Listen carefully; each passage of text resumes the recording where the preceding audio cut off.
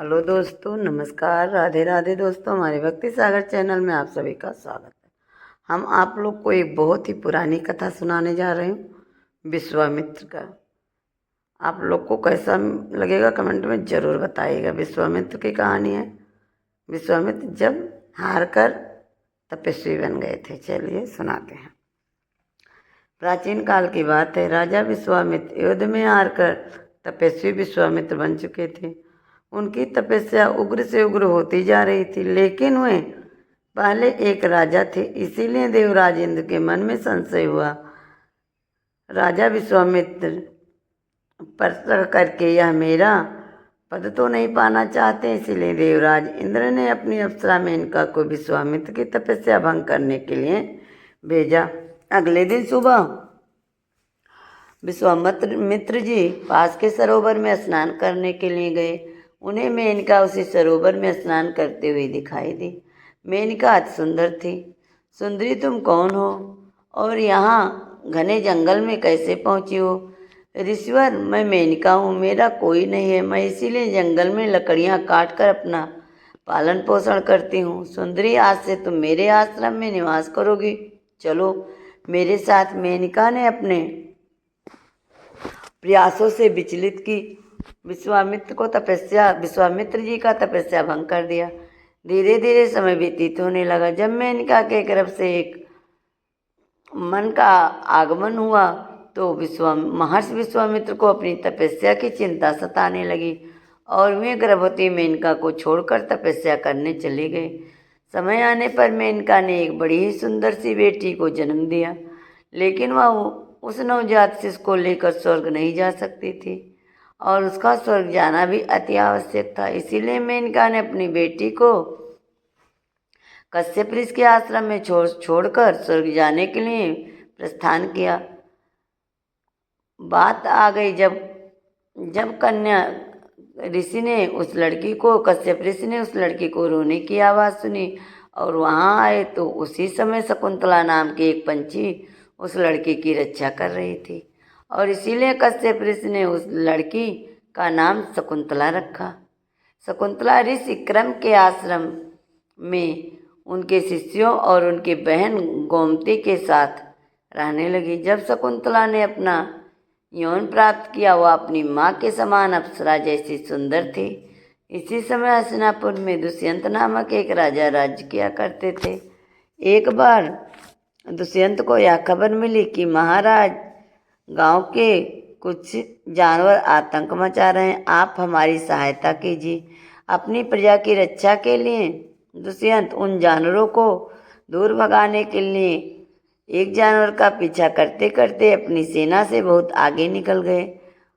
अंतिम में जब वह जानवर पर अपना तीर छोड़ने ही वाले थे कि एक सन्यासी ने उन्हें रोक दिया और कहा, महाराज, आप कश्यप ऋषि के आश्रम के सीमा में हैं और यहाँ पर जीव हिंसा वैध नहीं है, आप इस जीव को नहीं मार सकते। राजा दुष्यंत ने उस ऋषि को प्रणाम किया और कश्यप ऋषि के बारे में जानकारी मांगी। कश्यप ऋषि तो अभी आश्रम में नहीं थे, अपनी बेटी की गृह शांति के लिए सोम तीर्थ में यज्ञ करने गए थे, लेकिन उन्होंने इस आश्रम की जिम्मेदारी शकुंतला को सौंप रखी थी, जो उनकी बेटी है।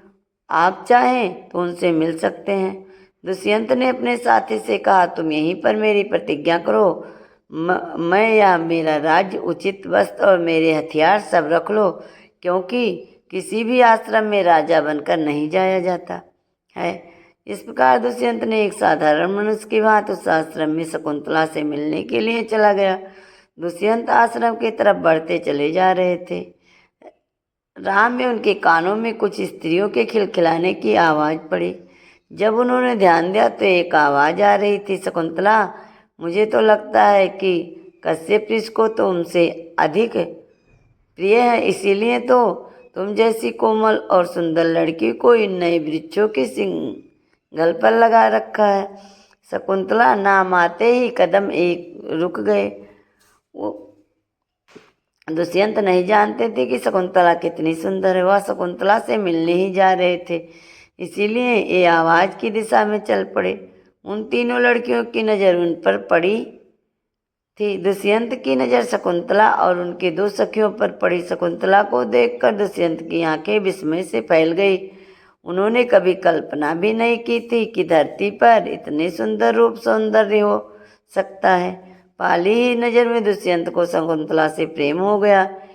इतने में एक भंवरा आकर शकुंतला के अगल बगल मरनाने लगा। शकुंतला भी हटती वह हटाता ही नहीं था। यह भंवरा कितना सुखी है जो निश्चिंत होकर शकुंतला के धरों को आसपास मरा रहा है, और मैं वहाँ बस यहाँ बैठा हूँ, देख रहा हूँ, मैं कुछ भी नहीं कर सकता। तभी शकुंतला ने अपने सखियों से कहा, अरे सखियों, इस भंवरों को हटाओ, मुझसे यह तो हट ही नहीं रहा है। शकुंतला, तुम राजा दुष्यंत को क्यों नहीं पुकारती हो? दुष्यंत हमारे राजा हैं और उनका कर्तव्य है कि अपने सभी प्रजाजनों की रक्षा करें। हो सकता है इसको हटा दे, वह तुम्हारी तरफ दृष्टि दें और तुम्हारी रक्षा करें। मजाक करने का समय नहीं है, लेकिन यह ठीक समय जाने के इसी समय वहाँ प्रवेश किया, क्योंकि वो साधारण वेशभूषा में थी, इसीलिए सखियों ने उसे पहचान नहीं पाया। दुष्यंत ने उन तीनों से पूछा, आप लोग को किसी की सहायता कर सकता हूँ? क्योंकि मैं यहाँ से गुजर रहा था और मैंने सुना है आप राजा को बुलाने की बात कर रही थी। क्या कोई बात आपको सता रहा है? क्या आपको कोई तंग कर रहा है? हमें कोई तंग नहीं कर रहा है, हम तो आपस में बातें कर रही थी। एक साधारण सा भंवरा है जो शकुंतला को परेशान कर रहा है, लेकिन इसमें तो कोई बड़ी बात नहीं है, यह तो होते ही रहता है। दुष्यंत उस समय भले ही साधारण वेश में था, उसका रहन सहन लग रहा था कि यह तो राजपुरुष है, राज परिवार से संबंध रखने वाला कोई महान व्यक्ति है। इसीलिए सखियों ने उनकी आवभगत की और यहाँ आने का कारण पूछा। अभी दुष्यंत कुछ कहते ही कि वहाँ पर कुछ सन्यासी आ गए, और सन्यासी ने दुष्यंत को पहचान लिया और कहा, महाराज, आप यहाँ से यहीं पर शिकार खेलने के लिए आए थे? पता चला कि महर्षि कश्यप ऋषि का आश्रम है, तो मैं भी उनसे मिलने चाहता हूँ, लेकिन फिर पता लगा कि यहाँ पर नहीं है, तो मैंने सोचा कि आश्रम वालों से मिलकर ही कुछ प्रसाद ग्रहण करूँ और अपने राज्य वापस जाऊँ। आप लोग कुशल हैं ना? मैं यही पूछने के लिए आया था। आप बहुत ही समय से आए हैं। हम यहाँ पर यज्ञ करने वाले हैं और कश्यप ऋषि यहाँ नहीं है और राक्षस हमें परेशान करते हैं, तो आप हमारे यज्ञ की रक्षा करें। दुष्यंत ने इस प्रस्ताव को स्वीकार कर लिया। तब तक दुष्यंत की सेना भी उन्हें ढूंढते हुए आश्रम के सीमा पर आकर विश्राम कर रही थी। उनकी सेना में उनका सबसे प्रिय दोस्त माधव भी था, लेकिन इस सभी के बीच दुष्यंत और शकुंतला को एक दूसरे से प्रेम हो चुका था। दुष्यंत वहाँ भी 3-4 दिन तक रहे और यज्ञ की रक्षा के लिए उन्होंने अपने यज्ञ की रक्षा की। और जब यज्ञ समाप्त हो गया तब सन्यासी ने प्रार्थना की, दुष्यंत, आप यहाँ कुछ दिन और ठहर कर हमारा अन्न ग्रहण करें। इस समय आपकी मेहरबानी भी है। एक संदेश आता है, राजमाता एक अनुष्ठान कर रही हैं जिससे महाराज आपको उपस्थित होना है। अब धर्म संकट था, लेकिन उन्होंने अपने मित्र माधव को और सेनापति सहित अपने सैनिक को कहा, आप लोग राजमहल में अनुष्ठान को पूरा करवाने के लिए यहाँ से जाइए और मैं ऋषियों के अन्न ग्रहण करके कुछ दिनों बाद वहाँ पर आऊँगा। इस प्रकार से उस आश्रम में दुष्यंत अकेले रह गए और उनकी सारी सेना, साथ ही उनके मित्र भी लौट गए। दुष्यंत अकेले हो गए तो उन्हें शकुंतला की याद सताने लगी। शकुंतला को ज्वर हुआ। उनके सखियों रात के समय बुखार से तपती हुई शकुंतला को लेकर एक पथ की शिला पर बैठी थी। शकुंतला की खोज में दुष्यंत भी वहां पहुंचे थे, लेकिन उन सभी से छिपे हुए थे। सखियों ने शकुंतला की दशा देखकर कहा, तुम यहाँ रहो, मैं जा रही हूँ, तुम इससे ठीक नहीं हो पाओगी। यह बुखार शरीर का नहीं मन का है, और मन का बुखार तभी उतरेगा जब मन की बात बाहर आएगी। यह मजाक करने का समय नहीं है। हम जानते हैं कि तुम्हारा दुष्यंत से प्रेम हो गया है। ऐसा क्यों कहती हो? दुष्यंत को एक चिट्ठी लिखो और हम दे देंगे आएंगे। इस तरह तुम्हारी बात दुष्यंत तक पहुंच जाएगी। शकुंतला ने अब अपना मन अपनी सखियों के सामने खोलना प्रारंभ कर दिया। उन्होंने कहा, यदि मैं प्रेम पत्र लिखती हूँ और तुम यदि इसे स्वीकार नहीं करते हैं क्योंकि वे एक राजा हैं और मैं एक साधारण तपस्वी हूँ, तो फिर बड़ा संकट हो जाएगा। इस पर सखियों ने कहा, तुम अपने आप को कम मत समझो। इस पूरी दुनिया का वो कौन सा मूर्ख व्यक्ति है जो तुम्हारे प्रेम प्रस्ताव को ठुकराएगा? और वैसे भी इसमें बेइज्जती वाली क्या बात है? अगर प्रेम किया है तो उसे प्रदर्शित करो। तब सखियों ने शकुंतला को कलम का पत्र ला कर दिया और कहा, इस पर अपनी भावनाएं लिख दो और हम उसे दुष्यंत तक पहुंचा देंगे। इस पर दुष्यंत पत्थर की ओट में छिपे हुए आ सब कुछ देख और सुन रहे थे। शकुंतला ने प्रेम पत्र लिखना शुरू किया और प्रेम पत्र पढ़ना भी प्रारंभ किया। शकुंतला के मुंह से वह प्रेम पत्र सुनने लगी। जैसे प्रेम पत्र समाप्त हुआ वैसे दुष्यंत सामने प्रकट हो गए। उन्होंने कहा, शकुंतला, मैं तुम्हारी मन की बात सुन चुका हूँ और विश्वास करो कि मैं तुम्हें उतना ही प्रेम करता हूँ। सखियों ने कहा, उन दोनों के एकांत की कदर करते हुए वहाँ से आश्रम की तरफ प्रस्थान कर दिया। दोनों में प्रेम भरी बातें होने लगी। वहाँ भी गौतमी के आने की आहट हुई। गौतमी जानना चाहती थी कि शकुंतला की तबीयत कैसी है। वैसे में दुष्यंत को पत्थर के पीछे छिपना पड़ा। फिर गौतमी शकुंतला से कहा, तुम इस रात में अकेली यहाँ पर क्या कर रही हो? तुम्हारी तबीयत ठीक नहीं है, आश्रम में चलो। शकुंतला को कोई जवाब नहीं सुना और वह गौतमी के साथ आश्रम में चली गई। यह बहुत ही कम समय का विरह था, लेकिन इस विरह की साधना इतनी ज़्यादा थी कि उनके विष जैसा लगा। हम युगों युगों तक ऐसे ही विरह में तड़पते रहेंगे। यही हालत शकुंतला की भी थी। इसीलिए कुछ गुड़ी और जाने के बाद शकुंतला चुपके से दुष्यंत के पास वापस आ गई और उस रात दुष्यंत और शकुंतला ने आगे बढ़ते हुए गरबंध विवाह किया। अगली सुबह दुष्यंत ने शकुंतला से वादा किया कि कश्यप ऋषि के कार आते ही राजमहल से अपनी पूरी बारात के साथ आएंगे और राजरानी बनाकर यहाँ से ले जाएंगे। शकुंतला भी बड़ी खुश हुई और दुष्यंत अपने महल वापस लौट गए। जब दुष्यंत अपनी वापस लौट गए तो शकुंतला उनकी याद में खुश रहने लगी। शकुंतला के दुष्यंत के अलावा कुछ सोचती ही नहीं थी। इस दौरान वहाँ पर एक साधु आए। साधु के आने पर शकुंतला को उनका आतिथ्य सत्कार करना था, लेकिन दुष्यंत के याद में डूबी हुई थी। शकुंतला को साधु के आने का पता ही नहीं चला। साधु इस बात से क्रोधित हो गया। उन्हें शकुंतला को श्राप देते हुए कहा, जाओ, जिस भी व्यक्ति के प्रेम में तुम मेरी अवहेलना की हो वह तुम्हें एकदम से भूल जाएगा, उसे तुम याद ही नहीं रहोगी। शकुंतला ने इस श्राप को सुना भी नहीं, लेकिन उनकी दोनों सखियाँ और प्रियवथा और अंशुआ श्राप को सुन रही थी। उस समय में दोनों साधु के पास गई और उन्होंने उनसे अपने श्राप को वापस लेने के लिए कहा। साधु ने कहा, मैं अपने श्राप को वापस नहीं ले सकता हूँ, लेकिन इतना कह सकता हूँ, यदि इसके पास अपने प्रेमी की कोई निशानी हो और वह अपने प्रेमी को दिखा दे तो उसके प्रेमी की याददाश्त वापस आ जाएगी।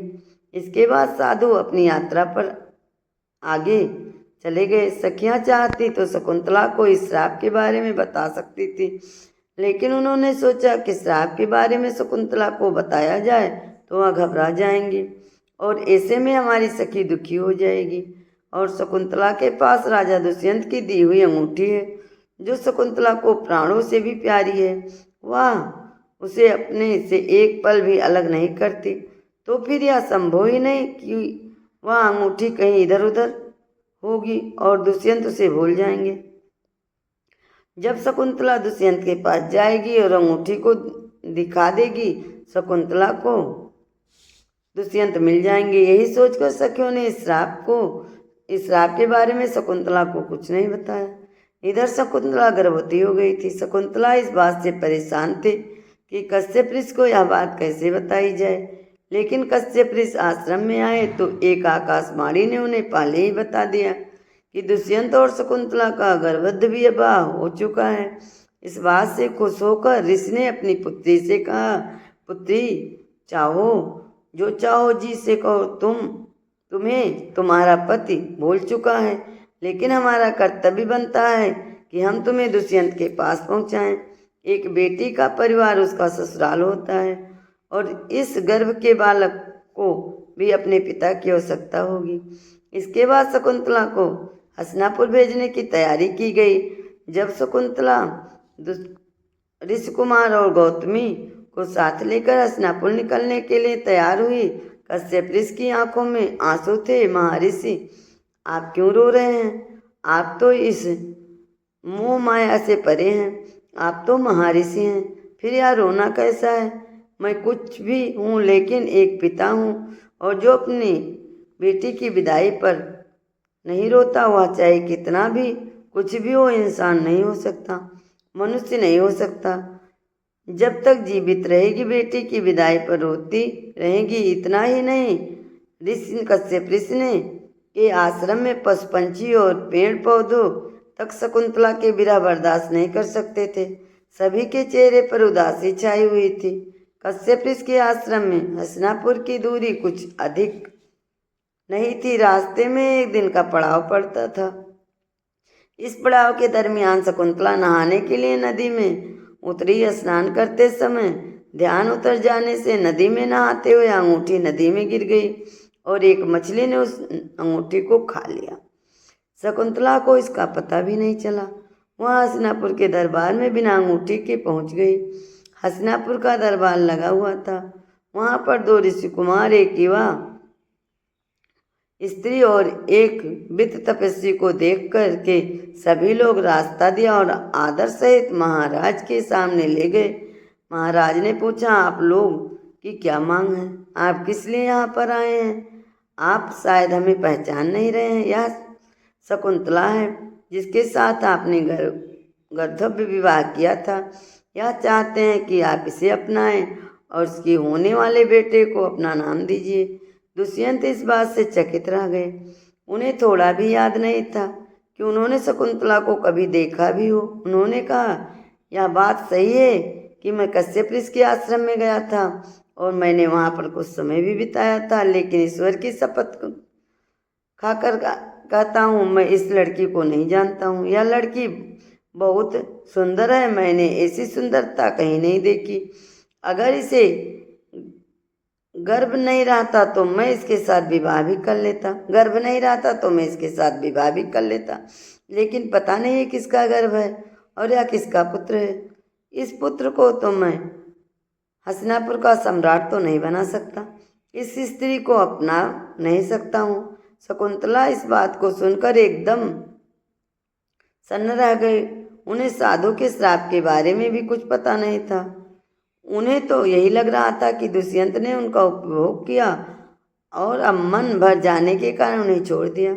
एक ऐसी लड़की जिसके गर्भ में आते ही पिता ने छोड़ दिया, जन्म देते ही माता ने छोड़ दिया, अब गर्भ में एक बच्चे को डालकर उसका पति उसे पहचान नहीं रहा है। शकुंतला इस बात से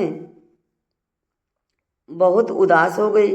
शकुंतला कुछ भी बोल नहीं पाती थी और अपने पति दुष्यंत को देखती है। दुष्यंत ने कहा, तुम व्यर्थ ही मुझ पर आक्षेप लगा रही हो। तुम यह सिद्ध करो कि मैं तुम्हारा पति हूँ। हमारा विवाह नहीं देखा था, इसका क्या अर्थ है? उस समय तो वन देवी, 10 दिशाएं और देवता ही हमारे साक्षी थे। इतना ही नहीं, अपनी निशानी के रूप में आपने मुझे एक अंगूठी भी दी थी। क्या आपको कुछ भी याद नहीं है? जैसे ही शकुंतला ने अपने हाथ में उस अंगूठी की तरफ देखी तो वह सन्न रह गई। हाथ में कोई अंगूठी नहीं थी। सभासदों ने समझा कि यह एक षड्यंत्र है।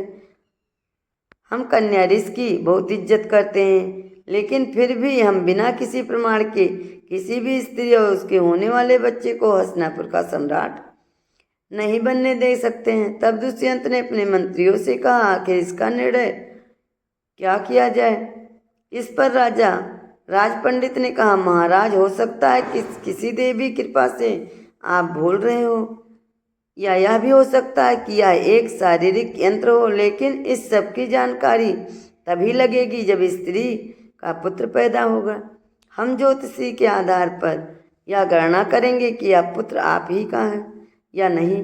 अगर यह पुत्र आपका हुआ तो आप इन्हें महारानी के रूप में स्वीकार कीजिएगा, और यदि पुत्र आपका नहीं हुआ तो फिर आप इन्हें सजा भी दे सकते हैं। यही ठीक है। और जब तक इस लड़की का पुत्र नहीं होता, राज्य की तरफ से इनका पालन पोषण किया जाएगा, और यह महापंडित के घर लड़की के रूप में रहेगी। शकुंतला ने गौतमी से वापस कश्यप ऋषि के आश्रम में जाने की बात कही। इस पर गौतमी ने कहा, शकुंतला, तुम्हें अपने प्रेम की परीक्षा यहीं रहकर देनी होगी। अगर तुम वापस चली जाओगी तो पूरा जमाना तुमको उल्टा कहेगा, तुम्हारा अधिकार कहेगा। इस पर गौतमी और वह दोनों सन्यासी शकुंतला को छोड़कर वापस चले गए। शकुंतला उस पूरे राज्य में अकेली थी। जब राज पंडित के घर जा रही थी तो रास्ते में एक अद्भुत अदृश्य ने शकुंतला को गायब कर दिया, और शकुंतला को लेकर महर्षि कश्यप के आश्रम में गए और वहीं पर शकुंतला रहने लगी। इधर दुष्यंत अपने राज्य के कामकाज में लगे हुए थे।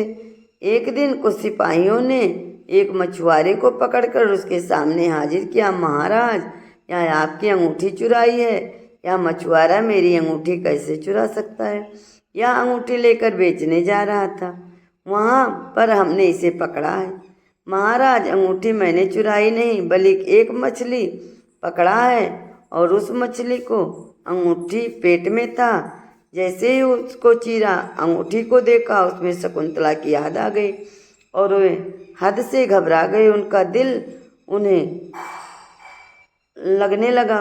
दुष्यंत कोई गलत व्यक्ति नहीं थे, वह तो साधु के श्राप के कारण शकुंतला को भूल गए थे। लेकिन जैसे ही उन्हें शकुंतला की याद आई, वह तुरंत राज पंडित से, शकुंतला कहाँ है? जब हमने रास्ते में जा रहे थे तो यह अदृश्य शक्ति शकुंतला को लेकर गायब हो गई। दुष्यंत अपने सैनिकों से और अपने सभी गुप्तचर से बहुत कोशिश करवाई कि वह शकुंतला को ढूंढ निकाले, लेकिन कोई भी सफल नहीं हो पाया। दुष्यंत शकुंतला के विरह में पागल रहने लगे। इसी दिन मित्र माधव भी उसे बहुत समझाने का प्रयास करते थे, लेकिन दुष्यंत एक तो शकुंतला से प्रेम के कारण और दूसरी अपने द्वारा शकुंतला को अपमानित किए जाने की बात को याद करके एकदम गमगीन रहा करता था। जब शकुंतला के चित्र पर भी कोई भंवरा बैठता था तो वह तलवार लेकर उसे काटने के लिए दौड़ पड़ते थे। माधव से यह दशा सही नहीं जा रही थी, लेकिन वह क्या कर सकते थे। इन्हीं सब के बीच एक बार जब दुष्यंत अपने बगीचे में शकुंतला के चित्र के साथ बातें कर रहे थे तो माधव को एक अदृश्य शक्ति ने आसमान में खींच लिया।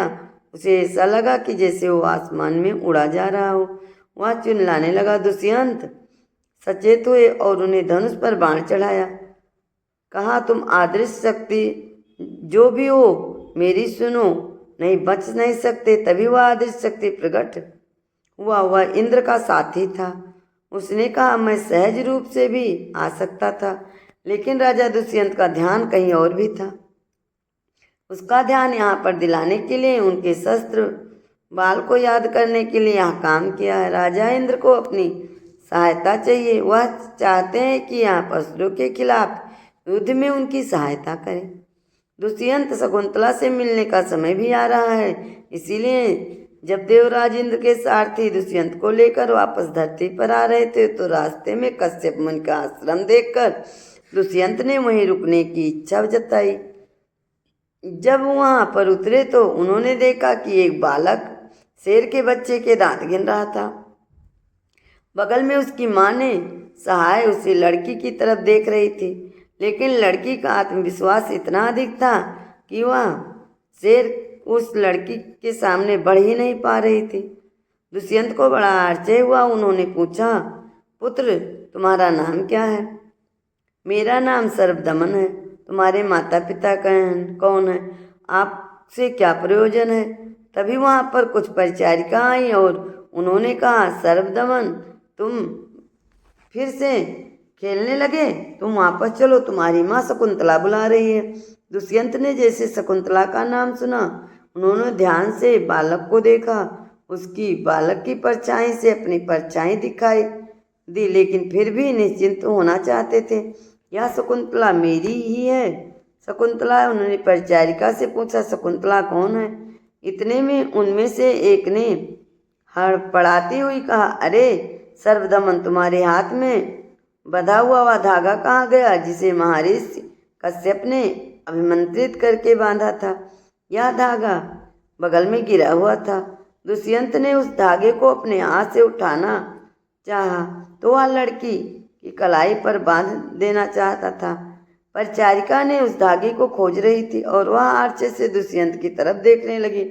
दुष्यंत ने कहा, इस तरफ क्यों देख रही हो? यह अभिमंत्रित धागा था। अगर लड़के के माता पिता के अलावा कोई भी इसे छुआ तो यह धागा सांप बनकर उसे काट सकता था, लेकिन आपको तो कुछ भी नहीं हुआ। आप कौन हैं? मैं राजा दुष्यंत हूँ। इतने में शकुंतला भी वहाँ आ गई और दुष्यंत और शकुंतला ने एक दूसरे को देखा। जब शकुंतला ने राजा दुष्यंत की आंखों से अपने पति परिचय के भाव देखे तो उनका हृदय गदगद हो गया।